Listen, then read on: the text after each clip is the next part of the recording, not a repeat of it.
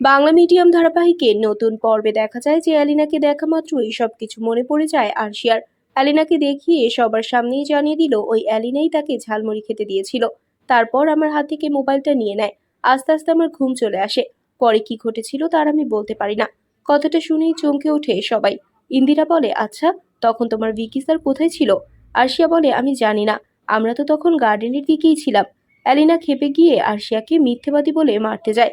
এমনকি আরশিয়াকে আমি চিনতামও না। অ্যালিনাকে আরো উত্তেজিত করতে ইন্দিরা বলে, তুমি ধরা পড়ে গেছো অ্যালিনা, আর ধরা পড়ার ভয়ে আরশিয়াকে হুমকি দিচ্ছ।